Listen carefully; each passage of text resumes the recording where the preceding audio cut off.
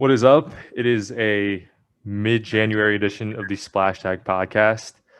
Today, I'm actually not going to be speaking too much, but I have two former guests on in Sid and Wilson, and they're going to talk a lot about what's been up with the NFL with regards to what happened this past weekend with the wild card, as well as previewing the coming games this Saturday and Sunday. So. Without further ado, I'm now joined by Sid and Wilson, who are now going to take it away, talking all things football. Awesome, yeah. Thank you, Matt. Appreciate you having us here as always. And yeah, what an exciting weekend of football. We just had 6 games in 2 days. That was thrilling. But so Wilson, what jumped out at you to you from this past weekend's game in terms of like what surprised you the most as far as the outcomes go? I think myself and pretty much every other football fan definitely did not expect the Cleveland Browns to smack around the Steelers like that. Said, I don't know your thoughts on that one, but to take a 28-point lead and then to carry it on, I know the Steelers crept up close, but that was definitely one of the most surprising games out of all the wild card games that happened. Yeah, I'd have to agree. I definitely didn't expect the avalanche that Cleveland jumped out to at the beginning. It definitely seemed like Pittsburgh was a bit confounded. They also imploded themselves with a bad snap at the beginning and a couple of interceptions that Roethlisberger threw. But Cleveland was just rolling, and I thought it was going to be a good game. I knew that the Browns were not the same old Browns that guys like Juju Smith-Schuster were trying to make that statement about the Browns, but they were a pretty solid team. Very honestly, the best running back tandem in the league.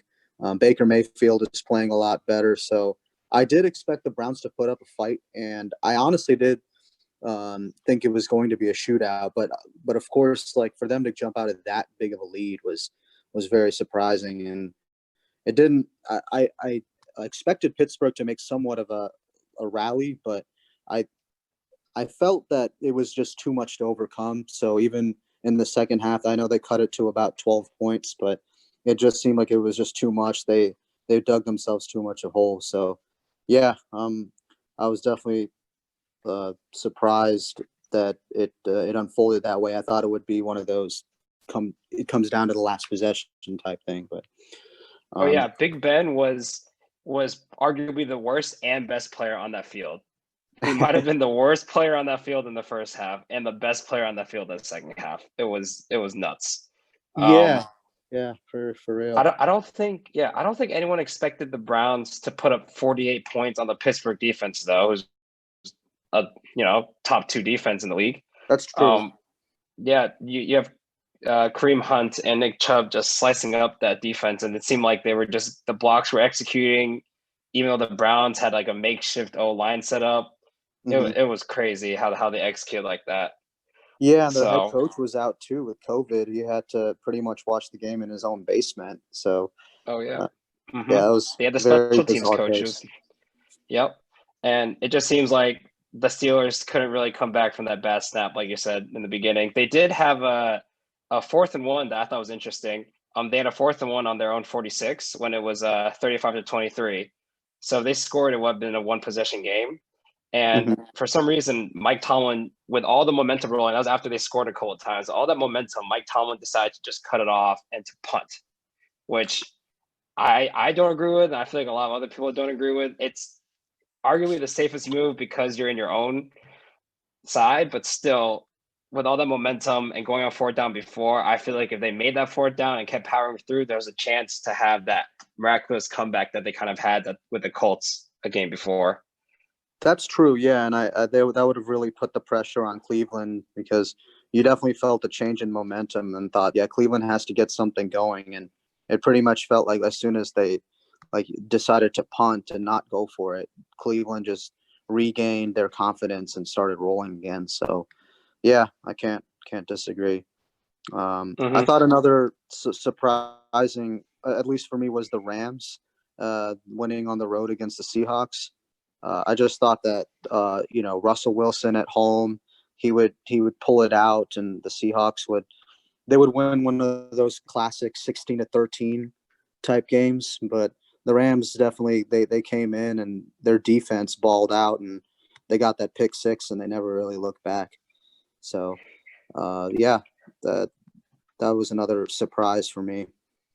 Oh yeah, being here in Seattle, I can tell you that people are pissed. People are very, very pissed because they did not expect the team that was so high in the first half of the season to just fall off in the wild card round, especially to Jared Goff, who had surgery back at that game 12 days ago on his thumb, and he was still throwing, which is, props to him. It was impressive.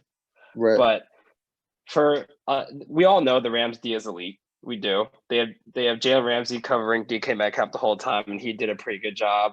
They have a D line that's amazing. They fly around, they tackle hard, and they tackle well. But I don't think anyone expected them to bottle up Russell Wilson like that. He got sacked so much and was pressured so much, and it seemed that because of all that pressure in his face, he was very put off with his throws sometimes. They also really didn't commit to the run too much because of that great D line that the Rams had. So I think the Rams honestly beat them on defense for sure. The offense was sputtering a little bit, but their defense stepped up because defense wins championships, and they handled the Seahawks, who actually just fired their offensive coordinator. Oh wow! So which is interesting. I personally thought the Seahawks had pretty stale play calling, in my opinion. They seem to run the same plays. They seem to have guys in the same spots, the same guys in the slot, not moving around too much. So, it is what it is. Sean McVay is a great coach, and he definitely outcoached Pete Carroll on that one. Right. Yeah. You're definitely right. The Seahawks, they just looked very flat on offense, and they never recovered from the pick six. And I think the Rams, they do have the number one scoring defense, so that is something I guess we should have seen coming. But yeah, just the whole storyline of Jared Goff's thumb, and the Seahawks did beat the Rams a few weeks ago in Seattle, so I felt it was going to be a similar type game. But props to the Rams for stepping up, and that defense definitely wreaked havoc.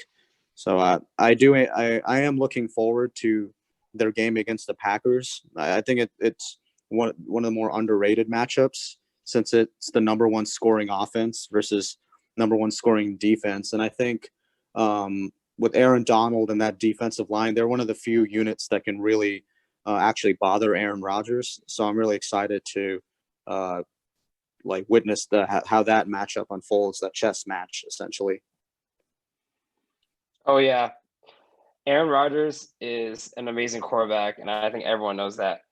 Right. And that will be, it's great offense versus great defense. So that'll definitely be a game to watch. I'll say the Packers defense have really picked up in the last few games of the season. I know everyone was giving them a lot of crap because people were just plowing through their defense back in the early parts of the season. But the last couple of games, their defense really held it down. They held the Titans. I thought that was interesting. Week 16, they held the Titans to 14 points. I know it was snowy, but to hold Derrick Henry and Tannehill to 14 points is something. So I think the Packers defense is starting to click a lot. So I think they'll perform better than expected. I also think for the Rams to make it competitive, they can't just rely on their defense to cause turnovers, because Aaron Rodgers doesn't throw a lot of picks and they don't make a lot of mistakes. They play really clean football. So I think the Rams do need to step up a lot on offense, and we'll see how Jared Goff's thumb is. But there's got to be a lot more throwing in this game, because I don't think they can rely on the run game fully for that game. Oh, absolutely. Yeah. I think they're definitely going to have to play a clean game, and you certainly don't want to turn the ball over and give Aaron Rodgers a short field. So that'll also be interesting. And and like you said, with Jared Goff's thumb, and just the fact that the Rams they play in LA in that nice sunshine weather, and they're going to have to go travel and play in the frigid Lambeau Field, so that'll also be a factor. But yeah, I think it. Sean McVay's a great coach, and the Rams offense they've definitely won some big games in the past. So 2 years ago. So yeah, I think it will be a better game than anticipated. But I'm certainly looking forward to. I think the most thrilling matchup of them all is the Ravens versus the Bills. Just two very exciting young quarterbacks, and both got huge playoff wins in wild card weekend. The Ravens, Lamar Jackson finally got his first playoff win. He broke through, and they got revenge on the Titans from last year. And then, of course, for Buffalo, they also had a very disappointing loss last year in the playoffs against Houston. And so Josh Allen also getting his first playoff win. And both teams have the Ravens are definitely hot. They started rolling in December, and Buffalo also started rolling. They got a big win against Pittsburgh in December, and then they climbed their way to the number 2 seed. So I think that will be the most fun matchup to watch this weekend. Well, what do you think? Oh, I totally agree with you. Sid, who do you have winning in that one, the Ravens or the Bills? I'm gonna go Baltimore. Oh. I do. I love Josh Allen. I love Buffalo, but I do think their defense has been a little shaky at times, and I think as great as Josh Allen is,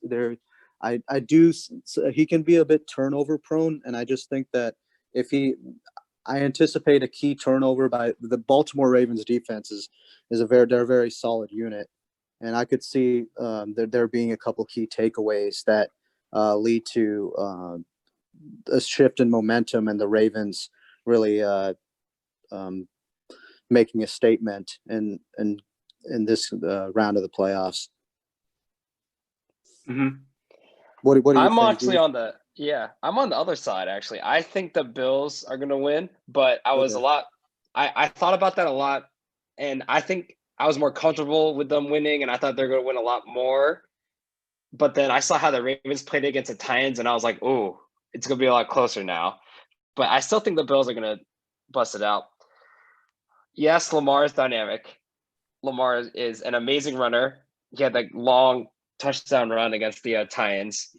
The only issue is his throwing ability is a little iffy, I think.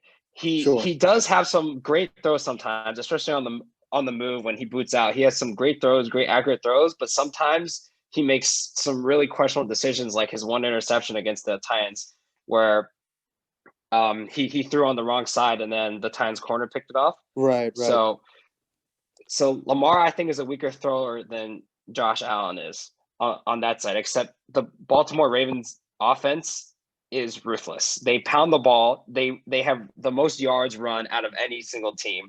So I think it's a big task for the Buffalo Bills that have picked up on defense a bit, and they have some really great corners and secondary players, which will make the passing game a little bit harder. Sure. I think Josh Allen stepped up huge in the Colts game, where the first half they didn't do very much, but the second half he was running, he was throwing well, he was throwing accurate passes. I think that for the Bills to win, Josh Allen basically needs to play at a MVP caliber level, throwing great passes to Stephon Diggs, Cole Beasley, whoever else he has on there to win, because the Bills have absolutely no run game whatsoever. So I think it's an interesting matchup on the side of two pretty good defenses, with the Ravens being run heavy and little passing game, and the Bills being very, very pass heavy and little running game. Yeah, that's so true. And I mean, I actually do agree that if Josh Allen plays lights out MVP form, they'll win the game. And if it comes down to the final possession, in which one of these quarterbacks is going to have to lead their team to on a game-winning drive, I would trust Josh Allen more than Lamar Jackson. But like you said, like the Ravens offense, the way they ground and pound the football, they did have they are the number one rushing team this season. So I do expect that to be a driving force for them. But yeah, it's going to be a chess match, and like it could really go either way. I think I saw the Ravens were a slight favorite, like 51-49. I mean, I think at this point you might as well just say it's 50-50. Well, anything could happen, but I just my gut feeling is Baltimore pulls out a big win. Mm-hmm. I do predict a close game. I think Lamar's going to run a ton, because that's how he is dynamic, and that's how the Ravens are so dangerous. So that's something that the Bills need to look to stop. But I'm definitely going to be watching that game this week. Oh yeah, same for sure. How do you feel about the Saints Buccaneers matchup? They are divisional rivals. It's Brady versus Brees, which is the first time they're playing in the playoffs, both over 40, and it's pretty. The storyline is it definitely, the headlines. It sounds great, but I don't know how, like, in terms of the football game itself, how good of a game it's going to be if in relative to the other games that we have. But I want to get your thoughts on, like, what do you anticipate for this matchup? I think the game is going to be a lot lower scoring than the Rams-Packers game, than the Ravens-Bills game. I feel like this is going to be more of a dirty work kind of game. Sure. They are one of the two greatest and oldest quarterbacks to play this game. So there's going to be some excellent passing. I just think that the Saints as a unit are a lot more disciplined than the Bucs are. When you watch the Bucs play the Washington football team last week in the wild card round, not to say that they almost lost, but their defense wasn't able to contain Taylor Heineke, who was the Washington football team practice squad QB coming up. And Taylor Heineke was tearing them apart with their runs and with his passes. Their defense got a little shaken up a bit there, and they weren't disciplined. They got some penalties. On the offense, you have Chris Godwin, one of Tom Brady's lead receivers, dropping the ball a bit. Oh yeah. So there's some. I think they're not as disciplined as New Orleans are. Their defense is still one of the top defenses in the league, except they've been exposed a few times. The last time the Saints and the Bucs played, I think in the middle of the season, I'm pretty sure the Saints locked them down to 3 points or something ridiculous. Oh, yeah, that was so lopsided, and that's one of those things where it's like the Saints just had their number. They matched up extremely well, and of course I'm pretty sure they were up, like, I think it was 38-3 or 38-0 at one point in that second matchup. So yeah, I mean, and that actually makes me think, will this game be another blowout? If I were to bet on it, I would say no. I think, Tom Brady and the Bucs, they'll keep it close. But like you said, they did look shaky. There's some concerns from their wild card win against Washington. And the crazy thing about their defense is that, like, some games they've looked like awesome. They harassed Aaron Rodgers, and they actually beat down Green Bay this season. But then they struggled against New Orleans. So it's almost like, which Tampa Bay team are we going to see this weekend? I know a lot of. Oh, sorry, Sid. I know a lot of commentators actually have stated that Todd Bowles, who's the Bucs defensive coordinator, he never gives up. He never seems to give up on his game plan, and he blitzes a lot. So that's definitely something to look out for.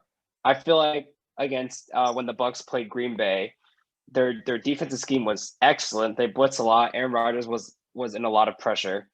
But if teams can anticipate that, I feel like that's something that will give them an edge. The Saints also, both teams actually get some key players back. The Saints just got back Michael Thomas, who looked excellent last week against the Bears. So that's good to know that after his high ankle sprain, Drew Brees' number one target has come back healthy 100%, which definitely boosts that a lot. And Alvin Kamara also coming back from COVID looked great. The Bucs get back Devin White, which is huge for the defense as well, which could be a reason why their defense didn't look as good against Washington. But I still think the Saints defense as a unit will be able to pressure Tom Brady a bit more and cause those mental errors that seemed to happen before. Yeah, I can totally see that happening. And the Saints were quietly one of the best defensive units too. So they are a very well-rounded team, and getting Michael Thomas back is huge. I know that there's a big difference in their offensive production, especially Drew Brees himself, between when he has Michael Thomas and when he doesn't. So having him back, having Kamara, who's an absolute beast, that'll be huge. So they definitely have the team, the offensive system and players to counteract what Todd Bowles' crazy stunts and blitzes that he might try to throw at them. So, yeah, I think the Saints will hang on, but I'll be honest. There is a part of me that really wants to see Tom Brady versus Aaron Rodgers, face off, and I was actually really hoping that they would in the second round, and that was part of the reason I was hoping the Seahawks would beat the Rams, because if they had beaten the Rams, then the Seahawks would have played the Saints and the Buccaneers would have played the Packers. So that was what I was pulling for from the wild card round. But I guess, it is Brady versus Brees. Again, those are two. That's another legendary quarterback matchup that first time we're seeing those two go at it in the playoffs. So that's pretty cool for what it's worth. I guess moving forward, how do you feel about the Browns-Chiefs game? Of course, the Chiefs are heavy favorites. They've been dominant all year, but Cleveland they've been rolling. They just had that huge emotional victory and breakthrough over Pittsburgh. So, do you think the Browns have a shot to win this game? I think they definitely do. Not that it's going to be as close as the Ravens-Bills game or even the Saints-Bucks game, but I think that the Chiefs have been exposed a bit, right? Overall, when teams play them deep, so you have the safety sitting back. You don't let Tyreek Hill get as many deep passes. You lock down Travis Kelce and give Patrick Mahomes a harder time and cause the Chiefs to rely on the run. That's when it seems that the games get a bit closer. And that's what Atlanta did against them, which made it that close to one kick at the end. So I think that defensively they can be exposed. However, Patrick Mahomes is the MVP previously, and he is a monster, and he can make the most ridiculous passes at all kinds of angles. So it's going to be an offensive onslaught against the two of them, with a pass-heavy offense with Kansas City versus the run game of Cleveland. I think if Cleveland does scheme well against the Kansas City offense and rely on their very, very powerful run game, then the game is going to be a lot closer than we think. The Chiefs' defense is good. It's not great. But I think if they give Chubb and Hunt each like 15 plus carries, I feel like there's going to be something there. Oh yeah, absolutely. I think that the Browns would definitely have to play the time of possession game and control the clock, keep the ball away from Patrick Mahomes, because he is, like you said, a monster. So it does help that the Browns have both Nick Chubb and Kareem Hunt, so they do have the personnel and their style of play to try to execute that, but still, of course, it's easier said than done, because they're still going to have to go out there and try to put pressure on Mahomes and slow him down a little bit. But yeah, I could see this game being one of those where it's really close. The Browns may have a lead, and then the Chiefs, it's almost like they have a switch, and once they get rolling, they just keep it coming. And you think about last year's playoffs when They were down really big against the Texans, but then they stormed back in what felt like 5 minutes.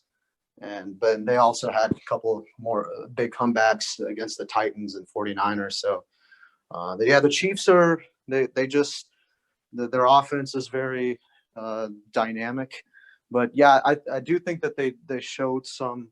There were certain concerns with them with the way that they were playing in November and December. I think they were winning, but for many games in a row, it was just very close wins, like where they had a lead and they let their opponent come back and pull it within one possession game, but they ended up holding on to win. So, for what it's worth, yeah, the Chiefs did show some signs of, maybe you can say they were playing down to the competition, or but maybe it's just the defense being shaky. I think they're solid, but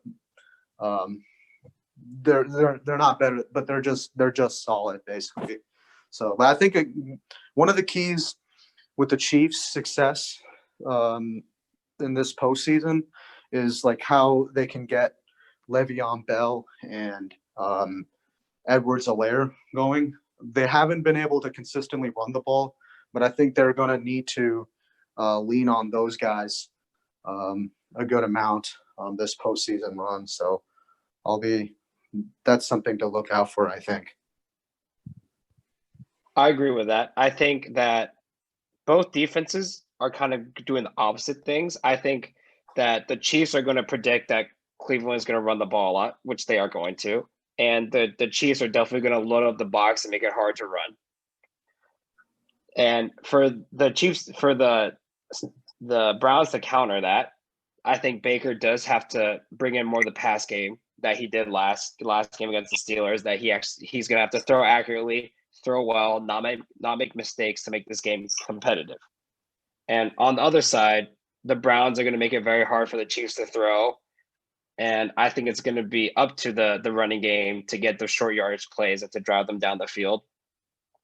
They really haven't shown – the Chiefs haven't shown very much, I would say, chemistry between Clyde Edwards-Helaire and Le'Veon Bell. It seems that it's either like one or the other when someone gets hurt. And they obviously aren't as dynamic as Chubb and Hunt are. So if they during that bye week that they just had, if they could figure that out or get that rolling, I think that they'll be a really dangerous team to deal with. And I think that Clyde Edwards-Helaire will shine because he did great earlier in the season. Hasn't been utilized as heavily as he was earlier, but I think he does have the talent to get something done. So that's definitely going to be something that I'm going to watch out for as well. Yeah, absolutely. He's definitely shown flashes.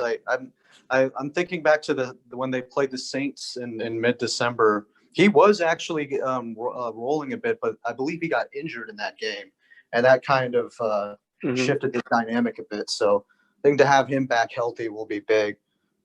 But I also do expect that, with Le'Veon Bell, with his experience in Pittsburgh, and he also brings his own bag of tricks. So I can imagine that Coach Andy Reid is cooking up some plays for him as well. So yeah, I think there'll be something to watch for. So yeah, it's going to be extremely fun weekend of football. It's a nice time of the year when you have games on both Saturday and Sunday. So yeah. Yeah, I know what I'm doing next weekend for sure. Just sitting on my couch and watching football and seeing what happens, because every single one of these games is great. Sid, just a random question: who do you think is going to the Super Bowl on both sides? I'm curious. I'm gonna go with both the number one seeds. I'm gonna go Packers Chiefs. I will say it's a little bit out of perhaps my bias of I really want to see those two teams, especially Aaron Rodgers and Patrick Mahomes go at it in the Super Bowl. But I also just think that the Packers, I would say the Packers are actually the hottest team. The way that they've played in the last couple months, and I feel that Aaron Rodgers, he understands this is a great opportunity for him. He's 37 years old, and this is a excellent chance for him to try to get another ring.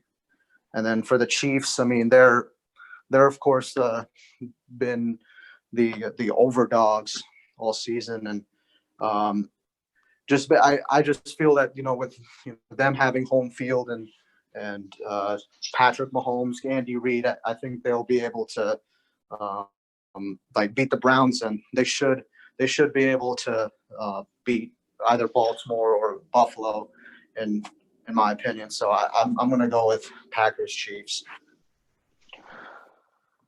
Wow, I am on the complete other side on you with that one. I'm picking the number 2 seeds on both sides to go to the Super Bowl. Okay. I'm picking the Bills and the Saints purely because I think Josh Allen's going to stay hot and the Bills defense are good enough. So I think that if Josh Allen does stay hot, that they're going to give the Chiefs a run for their money. I also think that this might be Drew Brees' last year. So it could be a little Peyton Manning Broncos-esque type deal where they're just trying to carry their rock of organization, their quarterback who's on the older side, contemplating retirement, bring Drew Brees to the Super Bowl and finish it out. So that's what I think is up there. Yeah, I do like the Peyton comparison. I could see that happening. The one thing is I just can't I don't foresee the Saints being able to win in Lambeau Field. And if assuming both the Packers and Saints move on this weekend, it would be Saints at Green Bay. So I have a hard time believing the Saints, playing indoors in the Superdome, they would be able to go into those conditions. And the Packers did beat the Saints earlier in the season in New Orleans, actually, and handled them pretty well. So, but yeah, the Saints are a great unit, and they'll be a tough out for anyone, and so it could happen. I mean, it just as recently as 2 years ago, both the number 2 seeds went to the Super Bowl, so it definitely happens quite a bit. So maybe I could see it going either way. Maybe we'll both be half right, half wrong. So it's possible. Yeah. It is possible. I will say it is very hard to beat Green Bay at Lambeau because it seems that all the Green Bay players are just immune to the weather somehow. They're just out there shirtless when it's snowing, which is crazy. I am not a Saints fan by any means, but I will say that that when Green Bay played the Saints, it was 37-30, so there was a 1 touchdown differential, which is close. Sure. And the Saints didn't have Michael Thomas either, so that might be some sort of added benefit there. So we'll have to see on that one. I think it's going to be a close game also to call, but if it does happen, if both the New Orleans and Green Bay win these next 2 games, that will definitely be probably one of the best games of the season. Oh yeah, without a doubt, and that's a great point with the whole Michael Thomas factor, and I guess with Alvin Kamara, he having him, that definitely helps for a game like when you have to go to an environment like Green Bay. So I mean that.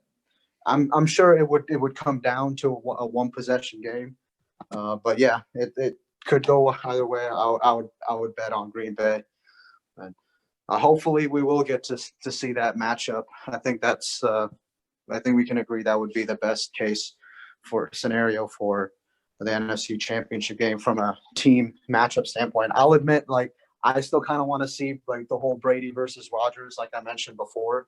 But if I'm being honest about team versus team, Saints Packers would be the best NFC Championship game. And on the other side, I would say Bills Chiefs would probably be the most exciting AFC Championship game. But I also I would love to see Lamar versus Mahomes, and I am picking Baltimore and Kansas City to win this weekend. So that is who I'm I anticipate happening, but we'll see what happens. Oh yeah, those two-part MVPs going against head-to-head. So, Yeah. Wouldn't want it anywhere else. Yeah. So I mean, either way, like I think right, regardless of the outcome of Ravens Bills, if either one ends up having to go play at Kansas City, I think the AFC Championship game would be really dope. Oh, agreed on that side. This could be one of the most predictable brackets of all the playoffs, where the highest seed keeps winning every week. It's possible. Yeah, I can see that. But yeah, before we wrap things up, I wanted to ask you this. This was the first year they had the 7th seed make the playoffs on both conferences, and so that's why there were 6 wildcard games instead of 4. Like, what did you think of that setup? Do you think like it's a good thing, or do you think it didn't make a difference, or how do you feel about 14 versus 12 teams in the playoffs? Oh, I loved it. I loved it. Week 16 and 17, there's so many more fans and so many more teams that seem to be in the running to make a wildcard game, that it just made the last 2 weeks of the season so much more fun. I knew tons of Dolphins fans that were like glued to TV, going through all the scenarios of like, how will my team with a rookie quarterback make the playoffs year one? So I think it makes football a lot more fun. I think it makes teams a lot more invested in it, that it gives a lot of the teams a chance to make it, So I think it's a lot more fun for them on that side, that they don't give up halfway through the season like, oh, it's over, unless you're like the Jets. Yeah, absolutely. Yeah, so I agree on that one, that I like the extra wildcard games, and I hope they do it again. Right. Yeah, I'm with you. Yeah, the more scenarios, the more teams that are in the mix, the more exciting it is. And the AFC, the seeding was crazy. And of course, the Dolphins, they unfortunately were they were the ones who missed out on the playoffs. But like, the Titans, Colts, they were fighting for their division, and one of them got the 4th seed, one of them got the 7th seed, and there was a scenario. The Ravens, their playoff spot wasn't guaranteed. Cleveland's as well. They actually lost to the Jets in Week 16, and things seemed to be looking bleak for Cleveland when that happened. But they were able to come back and win and clinch their playoff spot. So, yeah, there was a lot of like roller coaster of emotions and scenarios. So that was pretty cool. I did think it was interesting that the number 2 seed now no longer gets a bye, so they had to play in the first round. So that's a different dynamic, but I guess that makes the number 1 seed that much more prestigious. Like, you get that 1 seed, you get the week off, and you get to host, but you have home field advantage. So, like, I'm sure for Green Bay fans, they were thrilled. Because this is the first time that Green Bay has home field advantage since like 9 years ago. So that's huge for them.